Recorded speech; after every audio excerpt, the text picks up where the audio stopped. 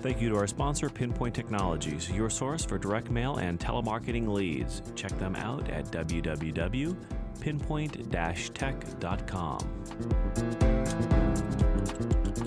Really, this spot at mile marker 7.28 is really made for those grapevines, not for people. What happens is oftentimes in the morning the fog rolls in, and by about 10 or 11 the ocean breeze picks up and it makes for a really glorious windy environment.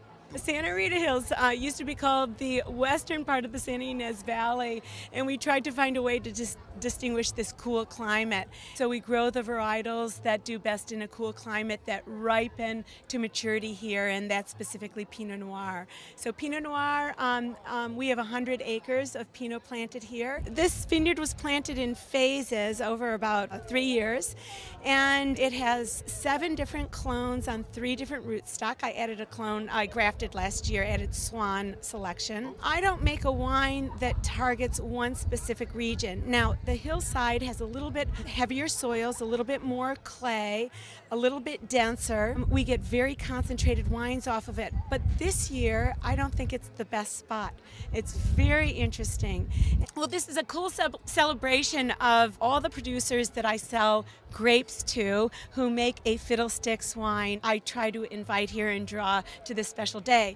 So it's pretty good. Today we have 14 wineries pouring wines made from Fiddlestix Vineyard, and it's all different clonal combinations. Well, we try to not only have the wineries represented, but we bring fiddle music. We have 3 different bands represented here, one all the way from Florida. Amanda brought her pink fiddle to play for us today. We tend to have this great concentration of fruit, incredible intensity, kind of black cherry, chocolate, sometimes a little bit of cola, but it's big tannins, big color, big concentration, and a lot of spice. It's really, I think for the most part, all of these wines evolve incredibly well over time. First of all, this vineyard is impeccably managed and farmed. Of all the vineyards we buy from, this is the one I worry the least about. I do get out and spend a lot of time in vineyards. Each year, this is the one that I come to last because I know I don't have to get out here so early to make sure things are getting done the way we like to see them. We've always loved the quality of fruit that Kathy gives us, and we make our, goes in some of our blends, the Santa Rita Hills, and also our vineyard designate Fiddlestix. It's a really good opportunity to try a lot of different wines. It's been a great event so far. I came to this area because I think Santa Rita Hills is a great appellation, and not to dismiss other areas of California that make great wines like Santa Maria, which I love and I think is great. However, the flavors here are unique. It is an area that is going through a lot of changes and it's relatively new.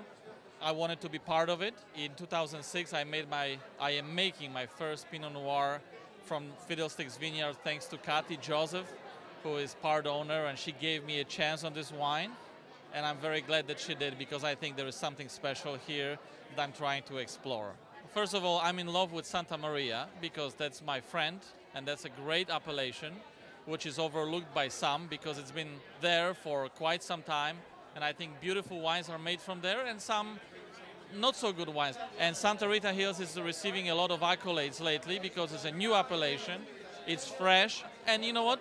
Rightly so too, because it is a great terroir for great Pinot Noir, no question about it. But first of all, I would always say this, do not dismiss the old friend for a new one. The Pinots are so luscious, and so the flavor, it's really a nice wine to drink. You can drink it with food, you can drink it without food, just sitting around. And the people here, everyone we've met has just been so friendly. Look at this, it's a beautiful site. It's a great space, really incredibly well farmed. I love the diversity of clones and rootstocks that are here. It's also very, very interesting soil compositions. You know, we talk about the Gazo series of Patella clays and decomposing granites here. And you see the impact on the wine, particularly in this vineyard, because those types of decomposing soils that decompose in place as opposed to alluvial fans produce grapes and wine of high levels of calcium and low levels of potassium.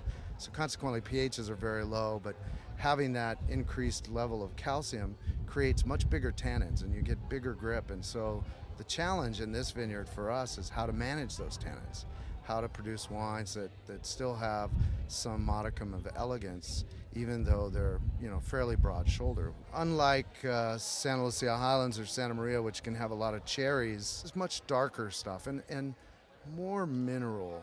We talk about kind of the aromas of soils and graphites, and it's hard to really define that.